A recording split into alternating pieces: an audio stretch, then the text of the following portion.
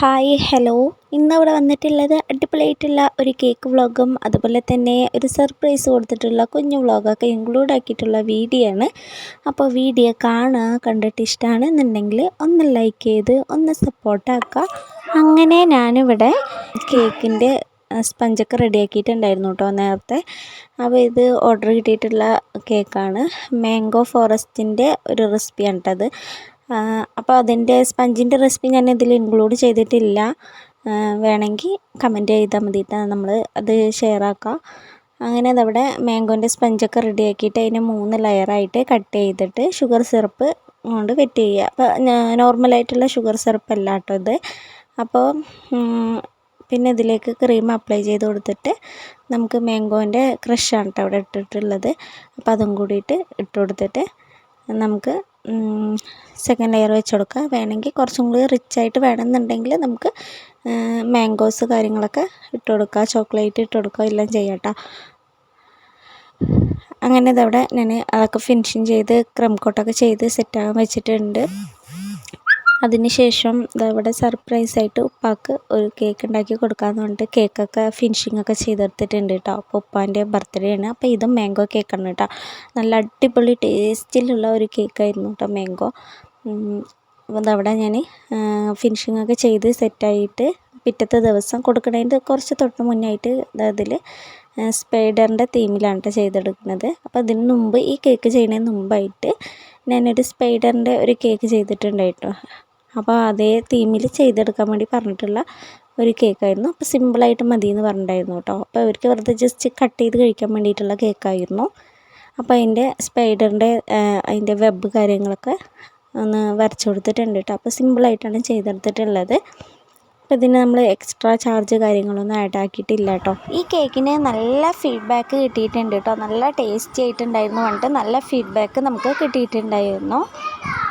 പിന്നല്ലേ ഇതിൽ ഞാൻ ഗോൾഡും അതുപോലെ സിൽവർ ചെറിയ ഷുഗർ ബൾസും കാര്യങ്ങളും ഇട്ടിട്ടുണ്ട് കേട്ടോ. ഗോൾഡ് കളർ ഇട്ടിട്ടുള്ളത് കുറച്ച് മീഡിയം സൈസിലുള്ളതാണ് ഇട്ടിട്ടുള്ളത്.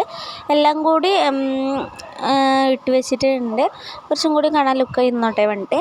പിന്നെ ഇതിൽ റേറ്റിങ്ങും കാര്യങ്ങളൊന്നുമില്ല, കട്ട് ചെയ്ത് കഴിക്കാൻ വേണ്ടിയിട്ടുള്ളതായിരുന്നു കൊണ്ട് കേട്ടോ.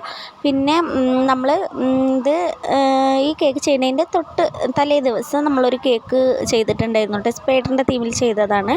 അപ്പോൾ അത് കണ്ടപ്പോൾ അവർക്ക് നല്ല ഇഷ്ടപ്പെട്ടിട്ട് അപ്പോൾ അതുപോലെയല്ല ഒരു സിമ്പിളായിട്ടുള്ള സ്പൈഡറിൻ്റെ ചെയ്തതാന്ന് പറഞ്ഞുകൊണ്ടാണ് കേട്ടോ അങ്ങനെ ചെയ്തിട്ടുള്ളത്. അങ്ങനെ നമ്മളിതാ ഫൈനൽ ലുക്ക് ഇതാണ്. എങ്ങനെയുണ്ടെന്ന് കമൻ്റ് ആക്കുക. അപ്പോൾ നമ്മുടെ തൊട്ട വീട്ടിലാണ് കേട്ടോ നമുക്ക് ഈ ഓർഡർ എടുത്തിട്ടുള്ളത്. അപ്പോൾ ഇനി അത് ഡെലിവറി ചെയ്യാൻ പോകണ്ട. അപ്പോൾ അത് ഞാൻ കൊണ്ടു കൊടുക്കാൻ വേണ്ടി പോവുകയാണ്.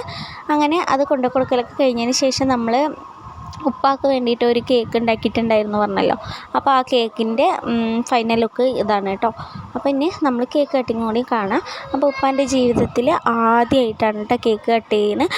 അപ്പോൾ അത് എനിക്ക് ഉണ്ടാക്കി കൊടുക്കാൻ പറ്റിയതിൽ എനിക്ക് വളരെ സന്തോഷമുണ്ട് കേട്ടോ. അൽഹംദുലില്ലാ.